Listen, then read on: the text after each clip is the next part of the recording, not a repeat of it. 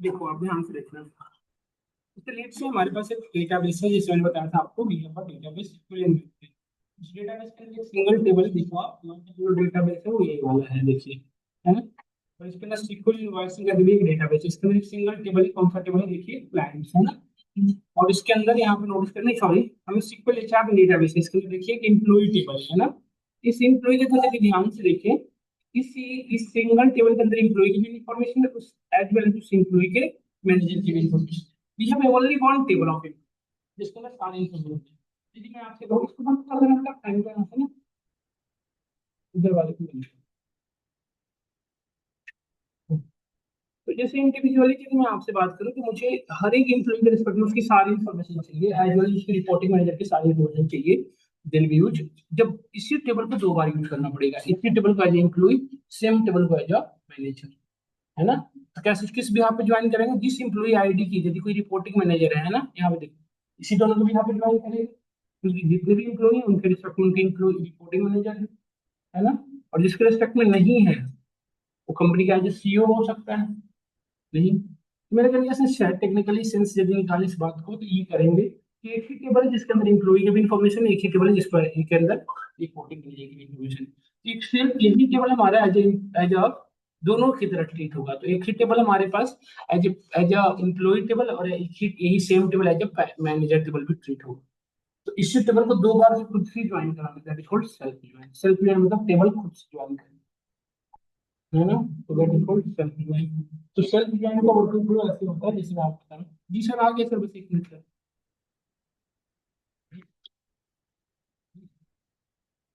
अब कैसे ध्यान से देखिए आप,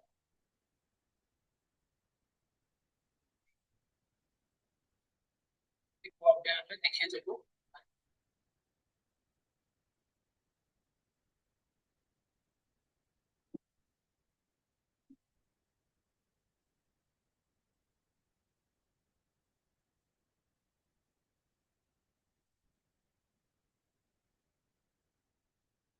select star from employ table, database select कर लो सबसे पहले, एम्प्लॉय टेबल, एम्प्लॉयज का ही, और इसको ज्वाइन, अच्छा ये कौन सा ज्वाइन बेटा बता दो आप, इनर ज्वाइन। देखो इसको कैसे ज्वाइन करा रहा हूँ कि अब देखो कॉलम का नेम तो सेम नहीं है, क्योंकि एक में एम्प्लॉय आईडी है, दूसरे में रिपोर्टिंग मैनेजर की आईडी है। तो अब देखो लिख रहे हैं ई डॉट रिपोर्ट टू, ध्यान से लिखना, is equal to M dot employ ID. Employ की रिपोर्टिंग मैनेजर के इक्वल होना चाहिए मैनेजर का एम्प्लॉय आईडी। अरे जो मैनेजर है उसका एम्प्लॉय आईडी एम्प्लॉय होंगे, और यदि कोई रिपोर्टिंग मैनेजर है, मतलब यदि कोई एम्प्लॉय है तो उसका रिपोर्टिंग मैनेजर होगा, है ना। तो ये मैं कर रहा हूँ, इन दोनों को भी यहाँ पे ज्वाइन कर, देखो हमारे पास कुछ रिजल्ट आ रहा है, देखो ये एम्प्लॉय है, उस एम्प्लॉय के रेस्पेक्ट में इसके रिपोर्टिंग मैनेजर है, बट बाई अनफॉर्चुनेटली हमारे पास एक ही टेबल है। इस टेबल के अंदर ये एम्प्लॉय जितने भी हैं सभी के मैनेजर एक ही है, देख रहे हो ना, एक ही मैनेजर है। यदि इसके डिफरेंट डिफरेंट मैनेजर होते तो आपको आप काम करवाते, लेकिन अभी फिलहाल के दोनों के एक ही मैनेजर है, नहीं देख पा रहे हो ना आप ये चीजें। तो इस सिनेरियो में कैसे काम करोगे, तो दिस इज द थिंग्स, इस तरह से। तो इस वजह से आप देखो हमारे पास जो है एक ही सभी के आ रहे हैं। अब इसमें से जो जो चाहिए वो आप एक्सेस कर लो। जैसे मुझे इम्प्लॉई आईडी चाहिए, तो हम यहाँ लिखेंगे E dot employee ID as employee ID, फिर इम्प्लॉई का नेम, तो ई डॉट नेम, क्योंकि हर कॉलम दोनों में है ना, इसलिए मैंने ये मेंशन करना पड़ेगा, समझ रहे हो ना। As employee name, EMP name, फिर यहाँ पे E dot job title, job title comma, यहाँ पे देखो अब एम, ध्यान से देखना बेटा, एम डॉट इम्प्लॉई आईडी, ये मैनेजर की आईडी है ना, manager ID, M dot job title,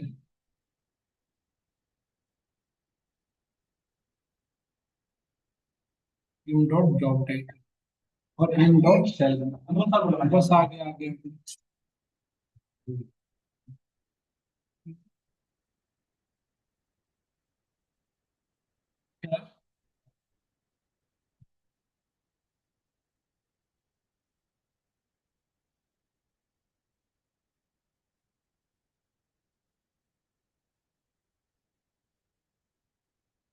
first name बेटा, लास्ट नेम, मतलब फर्स्ट नेम, नेम नहीं है, first name last.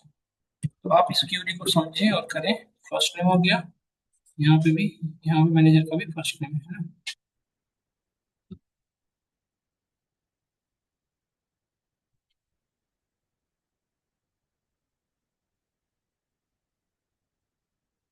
Manager name है ना, देखिए आप, देखो आ गया। अब इसका थोड़ा क्यूरी को समझिए, मैं जस्ट 5 मिनट में आ रहा हूँ, फिर से इनिशिएट करा रहा हूँ another topic that is group by and having clause. बहुत इंपॉर्टेंट है बेटा, ध्यान समझिएगा, group by and having clause.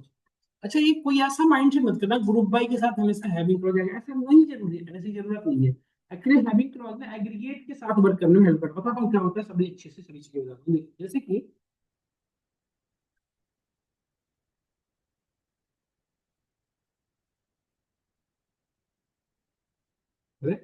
हाँ ठीक है, जैसे देखिए हमारे पास यहाँ पे इंफॉर्मेशन है मल्टीपल इम्प्लॉय के रिस्पेक्ट में। यहाँ पे देखो हमारे पास मल्टीपल क्लाइंट्स ने लोन ले रखा है। यहाँ पे यदि हम सिक्वल इनवॉइसिंग डेटाबेस पे बात कर रहा हूँ इस टेबल के अंदर, देखिए यहाँ पे इनवॉइस टेबल, इस इनवॉइस के रिस्पेक्ट में मल्टीपल ऐसे एम्प्लॉई हैं, सॉरी मल्टीपल ऐसे क्लाइंट हैं जो अलग अलग टाइम में लोन लिया, देख रहे हो।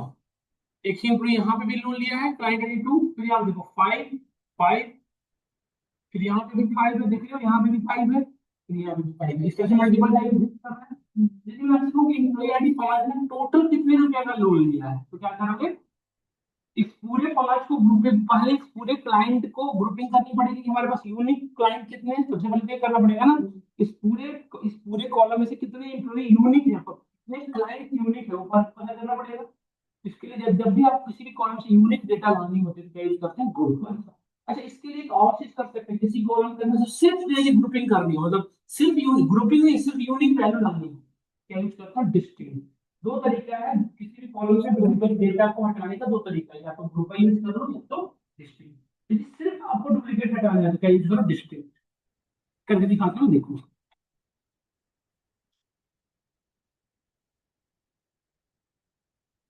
देखो सेलेक्ट, जिस कॉलम को करना है डिस्टिंग, और then client ID, client ID from from invoices, है ना। देखो क्या कोई भी कॉलम, कोई भी क्लाइंट आईडी डुप्लीकेट दिख रहा है आपको, बताओ, नहीं ना। सिर्फ यदि इतना करना होता तो हम डिस्टेंस यूज करते, पर सिर्फ हम इतना नहीं करना है, हमें ये करना था कि जितने भी क्लाइंट्स हैं उनके रिलेटेड जितने भी उन्होंने लोन ले रखा है, कोई एक मतलब कंप्लीट इन्फॉर्मेशन चाहिए। तो हमें क्या करना पड़ेगा, ग्रुपिंग करना पड़ेगा ना बेटा, ये सुनो। जैसे क्लाइंट आईडी 1 1 2 3 और 5 ही है ना, तो 1 के रेस्पेक्ट में जितनी भी डेटा उनकी एक ग्रुप बनाओ, 2 के रेस्पेक्ट में जितनी है उनकी एक अलग ग्रुप, 3 के रेस्पेक्ट उनकी एक, ऐसा करना पड़ेगा ना। तभी पता चलेगा ना कि क्लाइंट आईडी वन ने जितनी जगहों पे लोन ले रखा है, यहाँ पे देखो क्लाइंट आईडी वन ने जितनी जगहों पे लोन ले रखा है, जैसे लेट से 2 है, 3 है, 5 है, 5 ने जितनी जगहों पे लोन ले रखा है सपोज करो, या 1 जितनी जगहों पे लोन ले रखा है, तो सभी का इनवॉइस टोटल कॉलम में होगा, यहाँ पे होगा ना, सब कॉलम सभी के रेस्पेक्ट में तो होगा। इसमें कह रहा हूँ क्लाइंट आईडी वन के रेस्पेक्ट में invoice ID number, invoice total payment सब होगा ना इस कॉलम के अंदर। हम क्या करेंगे कि इनवॉइस टोटल जितनी वैल्यू है सबको क्या करेंगे, ऐड कर, इनवॉइस टोटल हम क्या कर सकते हैं, इस पूरे इनवॉइस टोटल को बेटा आप यदि ऐड कर दोगे, समझो ध्यान से, तो क्या आपको ये नहीं पता चलेगा कि क्लाइंट आईडी वन का टोटल लोन अमाउंट कितना था। तो यदि किसी भी ग्रुप पे आपको मतलब किसी तरह का एक्शन परफॉर्म करना हो, that is called aggregate function. क्या यूज करना पड़ेगा, एग्रीगेट। तो एग्रीगेट 5 मेजर एग्रीगेट होते हैं, कौन कौन, सम, कॉमन, मैक्स, मीन, एवरेज, है ना, ये 4 मेजर होते हैं, और भी होते हैं variance, standard division, but 4 major होते हैं। इसमें कौन सा एग्रीगेट करना पड़ेगा बताओ, हाँ। तो ग्रुप बाई करना पड़ेगा ना, मुझे डिस्टिंक्शन काम नहीं बन पाएगा हमारा। देखिए अभी यहाँ पे, देखो सब लिखना। तो हम यहाँ से हटाएंगे, डिस्टिंक्ट कीवर्ड को हटा दिया हमने, और यहाँ पे फ्रॉम इनवॉइसेस, और यहाँ पे फ्रॉम के बाद ग्रुप बाय, यदि हैविंग क्लॉज, देखो फ्रॉम के बाद वेयर नहीं है तो फ्रॉम के जस्ट बाद क्या ही हो जाएगा, ग्रुप। लगा दिया ग्रुप बाय। ग्रुप बाय किस भी यहाँ पे करना है, ग्रुप बाय मतलब जिस कॉलम में यहाँ पे ग्रुपिंग करनी है तो मैं किस भी यहाँ पे करनी थी, क्लाइंट आईडी। अच्छा, मोर देन वन कॉलम के भी यहाँ पे भी कर सकते हो बेटा, जैसे होता है ना कंट्री, स्टेट और डिस्ट्रिक्ट, हम तीन के भी यहाँ पे होता है, समझ गए। जैसे ईयर मंथ के भी यहाँ पे, तो मतलब आपके पे डिपेंड करता है, ये आप अपने अकॉर्डिंग कर सकते हो, समझ गए। जैसे कैटेगरी और प्रोडक्ट नेम, है ना, कैटेगरी आईडी प्रोडक्ट इस तरह, मतलब आपको समझना है कि रिलेवेंट होना चाहिए। जैसे कंट्री के रिस्पेक्ट में स्टेट रिलेवेंट है, तो आपको इस खुद से डिसाइड करना पड़ेगा। अब नोटिस करो यहाँ पे कोई सेम आउटपुट आ रहा है, बट ये सेम नहीं है, आप एक और कर सकते हो। देखो मैं क्या कर सकता हूँ, क्लाइंट आईडी वन के रेस्पेक्ट में जितने भी डेटा है उन सबको एग्रीगेट कर सकता हूँ। तो मैंने एग्रीगेट किया सम किसका, इनवॉइस टोटल। तो जितने भी ग्रुप हैं सभी कॉलम के अंदर से जितने भी इनवॉइस टोटल डेटा उन दोनों का उस सभी पे क्या हो जाएगा सम। और देखो मैं कितना पता चल गया, देखो इसको क्या मैनेजर लोन अमाउंट कह सकते हैं। देखो ये वन के रिस्पेक्ट में टोटल लोन अमाउंट है, आप चेक कर सकते हो बल्कि चाहो तो। एच लोन अप्रूव, इतना रुपए लोन मिला था, लोन अप्रूव, इतना रुपए से लोन दिया गया था। कॉलम के बीच में देखो इतना लोन दिया गया था, है ना। और जबकि देखो आप ध्यान से देखो यहाँ पे क्लाइंट आइडेंटिफाई 175 147 इस सबको ऐड किया गया तब ना बना वैल्यू, ये सब इन सबको देखो क्लाइंट आईडी वन यहाँ पे 134 और 157 कितना मतलब बताओ, अप्रोक्सीमेट 200 समथिंग, है ना। 157 और 134 कितना होगा बताओ, और 189 यहाँ भी है, ये भी है ना। इसको ऐड करना तो नहीं, अभी वर्तमान होगा जो भी होगा, तो ये रिजल्ट आप देखो, आप सभी को ऐड करके इसने क्या है 802, ये सब इस तरह से हमारी वर्किंग है। अब मैं इससे क्यों मैं आपसे पूछूं करूं, पूछूं कि इतना तो उसने लोन लिया था बट उसने कितना रुपया रिटर्न किया है, तो या इतना रुपया तो उसने लोन लिया था अलग अलग टाइम में, इतने रुपये तो उसने लोन लिया था, देखो हमारे पास ये है ना, इतने रुपये तो उसने अलग अलग टाइम में लोन लिया था, बट वो अलग अलग टाइम में कुछ कुछ कुछ समय से रिटर्न नहीं हुआ। यदि मैं ये चेक करना चाहूँ कि कितना रुपये उसने रिटर्न कर दिया, तो टाइम पे किसका पेमेंट टोटल है।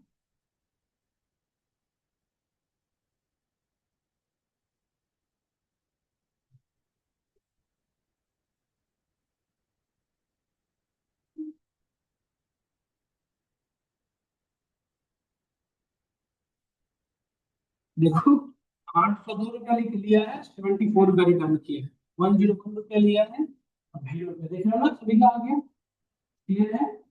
यदि ड्यूज अमाउंट निकालना है तो क्या करोगे, इन दोनों वैल्यू को माइनस करना पड़ेगा ना बेटा, कितना भी उसके एक्चुअल ड्यूज है ना। ये वैल्यू, ये वैल्यू माइनस दिस वैल्यू ही ना, एज ड्यूज अमाउंट।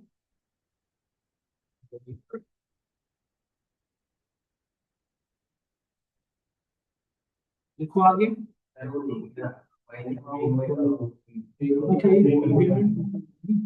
जीरो हो गया ना, सेम वैल्यू के साथ कर दिया।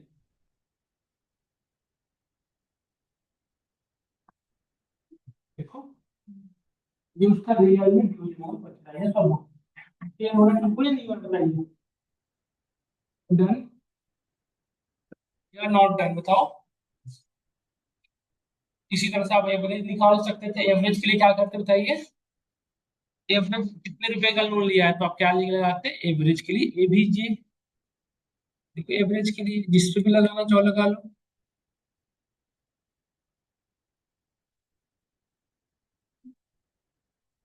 देखो एवरेज आ गया, और डेसिमल के बाद टू डिजिट चाहिए, तो इसके लिए हम पढ़े हैं क्या, आप पढ़े यूज कर सकते हैं राउंड। डेसिमल के बाद जितना डिजिट चाहिए उतना लिख दो आप, हमारा समझ में। तो इस तरह के एक्शन परफॉर्म करने के लिए हमें क्या हेल्प करता है, एवरेज। नहीं, यहाँ तक यदि क्लियर हो तो आगे बढ़ते हैं, यहाँ तक यदि हो गया हो तो। अब देखो इस क्लाइंट के इसके साथ साथ मुझे क्लाइंट की भी इंफॉर्मेशन चाहिए होता, तो क्या करते हैं आप, जैसे क्लाइंट आईडी है ना, क्लाइंट नेम भी चाहिए होता, तो क्या करते हैं आप, ये सिर्फ किस टेबल में भी इन ज्वाइन परफॉर्म हुआ, सॉरी किस टेबल में क्यूरी हो रही है, इनवॉइस टेबल में, और मुझे क्लाइंट की सारी इन्फॉर्मेशन चाहिए, तो मैं क्लाइंट टेबल को भी ऐड करना पड़ेगा। तो क्लाइंट टेबल को हम क्या करा सकते हैं, ज्वाइन कराना पड़ेगा, तो फ्रॉम के बाद ज्वाइन लिखते हो, देखो फ्रॉम के बाद यहाँ पे लिखो join, join with clients tie, देखो हो गया। तो अब मुझे एक चीज और चाहिए था, क्लाइंट के आईडी के साथ क्लाइंट का नेम, हाँ, concat first name last name.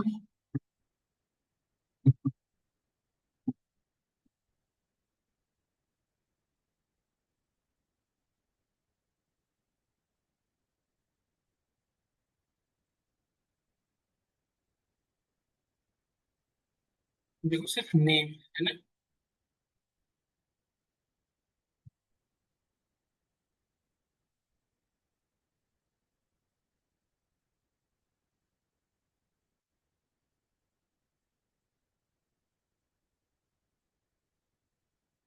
तो आ गया, है ना।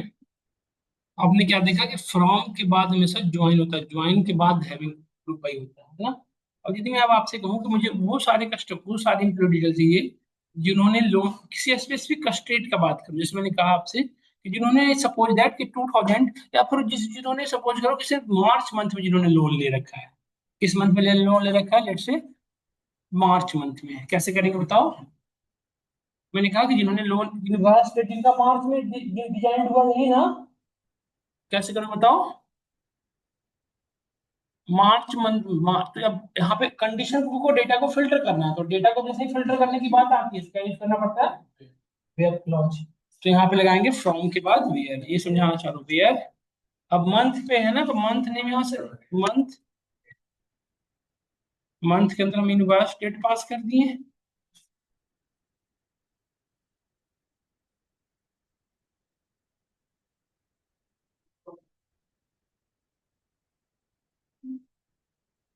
सॉरी सॉरी सॉरी, ज्वाइन के बाद फ्रॉम होता है बेटा, सॉरी।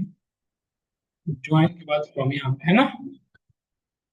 देखो 1432, कुछ कुछ अमाउंट कम है, ये वो है सारे ये हैं जिन्होंने लोन ले रखा है कब, थर्ड में। बट अब हमसे कहूँ, मैं आपसे कहूँ कि जिन्होंने लोन कितना, अच्छा लोन अप्रूव सब में 416 क्यों आ रहा है जी।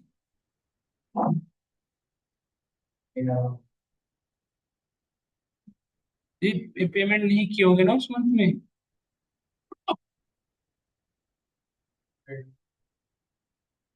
जैसे क्यों हो रहा है।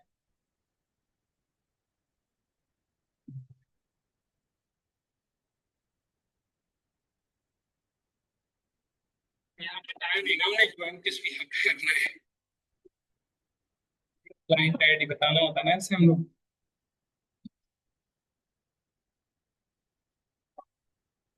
अब ठीक है, देखिए अलग अलग आ रहा है सबका। इस कंडीशन को भी हर लगा दो। ठीक आ रहा है देखिए सबका।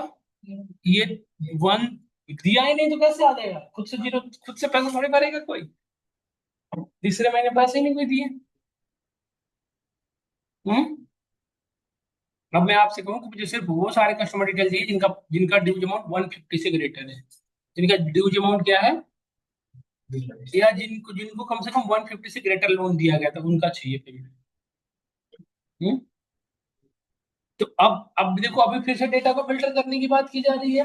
बट अब बताओ, इसको डेटा को फिल्टर करना है, बट अब किस भी हाथ पे करना है कि अब देखो लोन अप्रूव्ड हुआ है जितना, तो लोन अप्रूव्ड कैसे कैलकुलेट किया था आपने। सम यूज किए थे, जैसे टोटल लोन जिसका 150 से ग्रेटर, जैसे मैंने कहा कि उन सब कस्टमर क्लाइंट डिटेल चाहिए जिन्होंने लोन 150 से ग्रेटर किया था। लोन 150 से ग्रेटर लिया, तो लोन 150 से ग्रेटर कैलकुलेट करने के लिए क्या यूज करना पड़ा था, सम एग्रीगेट फंक्शन। तो एग्रीगेट सब फंक्शन के साथ आपको जब डेटा को फिल्टर करना हो तो हम क्या यूज करते हैं, हैविंग। तो ग्रुप बाय के बाद हैविंग लगता है। तो देखो what is the difference between having clause and where clause, क्योंकि दोनों तो डेटा को फिल्टर करने के लिए यूज हो रहे हैं। Where clause also filter the data behalf of certain condition, having clause also filter the data behalf of certain condition. तो what is the minor difference between group by and having, बताओ। Group by where clause work in normal situation with and or having clause work with aggregate function। यदि aggregate function को यहाँ पे कोई condition लगा हो तो क्या यूज करोगे, having। और यदि नॉर्मल कोई कंडीशन लगा हो तो क्या लगा दोगे, where। समझ में आया। तो यहाँ पे इसीलिए मैं लगा रहा हूँ having। वैसा माइंडसेट मत करना कि having लगता है तो ग्रुप बाय where नहीं, where लगता नहीं, दोनों लग सकते हैं। having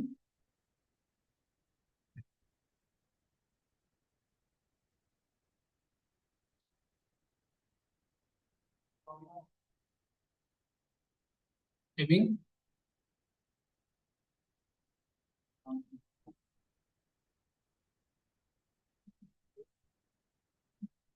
देखो आ गया, डन। इस तरह से वर्क करता है।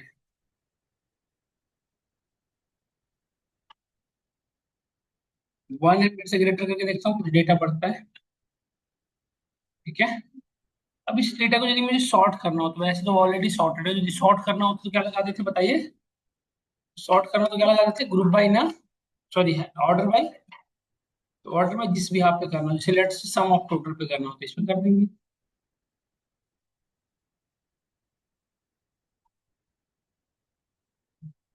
ऑर्डर वाइज इस कॉलम को भी यहाँ पे आपको करनी है, लिख दो कॉलम का।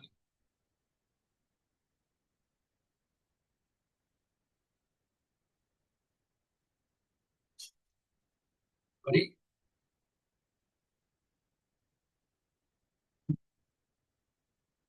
इसी कॉलम को भी यहाँ पे कर दो, कोई दिक्कत नहीं है, देखो आगे। ये बाय डिफॉल्ट असेंडिंग होगा, डिसेंडिंग करना है तो डी एस सी लिखो, देखो इन बार में सबसे बड़ी अमाउंट ऊपर आ गई नहीं, आ गई। अब आपको टॉप वन चाहिए था, क्या यूज करोगे, लिमिट वन, यही ना। तो ये इस तरह से देखो, हमने क्या क्या पढ़ा अभी तक, सारे ही देखो, ये इसकी ऑर्डरिंग इसीलिए मैंने ऐसे लिखा है एक साथ, ताकि आपको कॉन्सेप्ट क्लियर हो सके। तो सिलेक्ट के बाद हमेशा क्या होता है, फ्रॉम, फ्रॉम के बाद क्या होता है, वेयर, वेयर के बाद कौन सा होता है, ग्रुप बाय, ग्रुप बाय के बाद हैविंग, हैविंग के बाद ऑर्डर बाय, ऑर्डर बाय के बाद लिमिट। इसको मैं लिख देता हूँ आप।